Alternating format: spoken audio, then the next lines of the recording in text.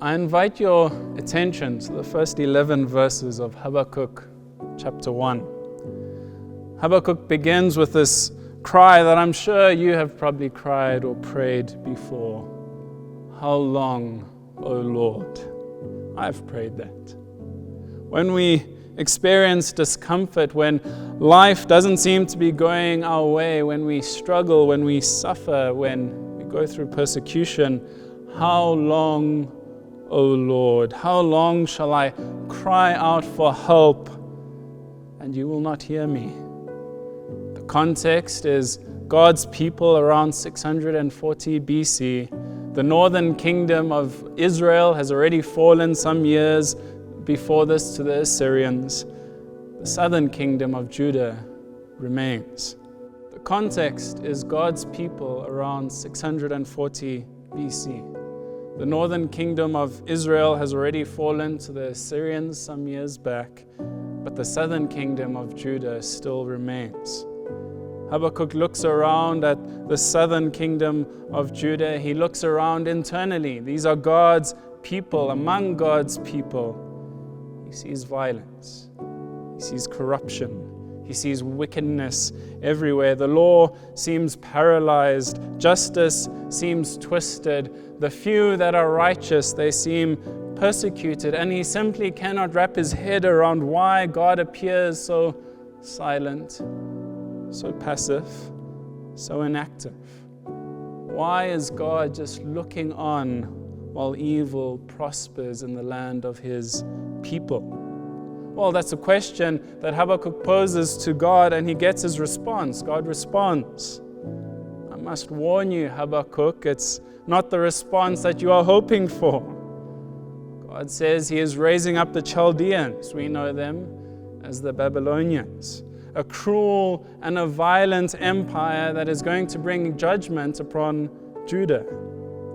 See, Habakkuk thought God was doing nothing, but God was actually doing far more than what Habakkuk had imagined or could imagine. And here, of course, we encounter one of the great themes of this book, the sovereignty of God. God hasn't fallen asleep. History is not spinning out of control. The rise and fall of nations, the movements of empires, even the minute details of our lives. You are an individual living in a world of more than 8 billion people. None of these things escape God's sovereign hand. I want to warn you, the truth of God's sovereignty is an uncomfortable one. It should not be a cheap truth that we just throw around because we are too lazy to wrestle with God. I wonder if you have ever experienced that. You are in the pit of despair and struggle, and it feels as if your world is ending.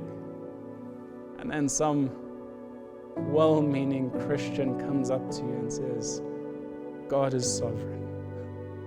Don't worry about a thing, because every little thing will be all right. God is sovereign. See, that's just Bob Marley sprinkled with a bit of biblical truth. Life is hard.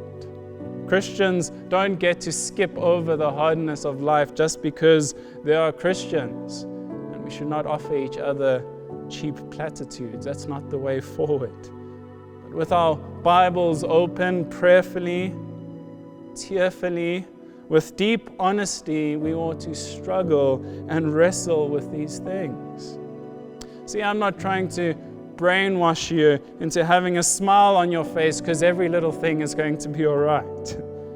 No, I'm inviting you as we go through this book to prayerfully and patiently wrestle with God in faith. And in time, as His Spirit works in you, encouraging you, sanctifying you, not in some cheap platitude way, but as a work of grace, you will learn